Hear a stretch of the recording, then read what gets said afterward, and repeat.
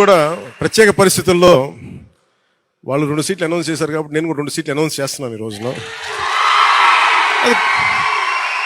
పరిస్థితులు అలాంటివి.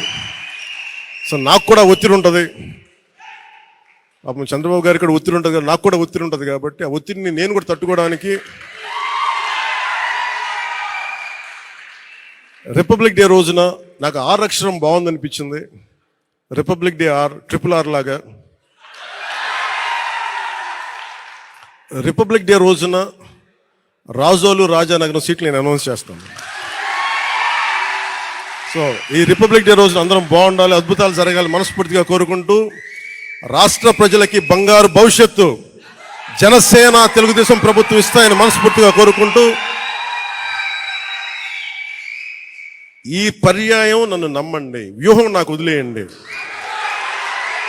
ఏ వ్యూహం వేసినా నన్ను సంపూర్ణంగా నమ్మండి. నేను విహంగ వీక్షణం చేస్తాను, మీరు నన్ను నమ్మండి. నాకు దశాబ్దం అడగట్లా, ఈ ఎన్నికలు దాటనివ్వండి, 5 సంవత్సరాలు టైం ఇవ్వండి. నాకు మీ గౌరవానికి ఏ మాత్రం భంగం వాటిల్లకుండా మన నాయకులకి ప్రతి ఒక్కరికి గుర్తించే బాధ్యత నేను సంపూర్ణంగా తీసుకుంటాను. ఈసారి కలిసి పనిచేద్దాం.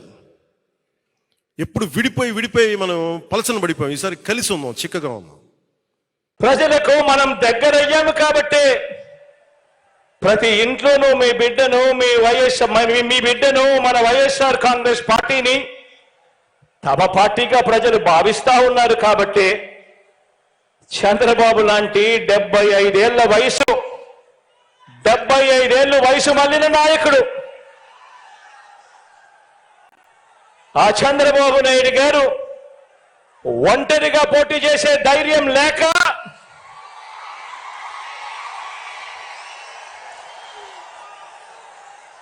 ఈ బాబు దత్తపుత్రుడితో సహా ఇతరులతో పొత్తు కోసం వెంపర్లాడుతా ఉన్నాడు అంటే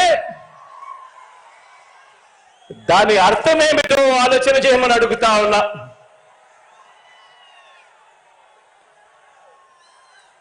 ఈ చంద్రబాబుకు తాను ఫలానా మంచి పని చేశానని కానీ, తాను ఫలానా మంచి స్కీమును తెచ్చానని కానీ చెప్పలేక మళ్ళీ కొత్త వాగ్దానాలతో గారడీ చేయాలని చూస్తున్నాడు అని అంటే దానికి అర్థమేమిటి? దానికి అర్థమేమిటో తెలుసా? దానికి అర్థం ప్రజల్లో వారు లేరు అని. దానికి అర్థం వాళ్ళు ప్రజల్లో లేరని, చివరికి 2019లో వచ్చినన్ని ఆ 23 స్థానాలు కూడా వాళ్లకు రావని.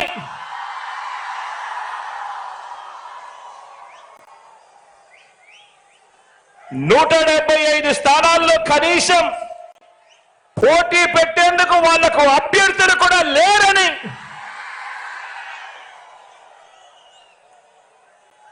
మరో వంక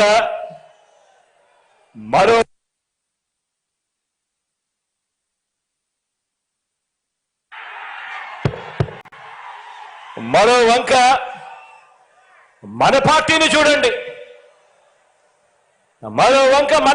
చూడండి.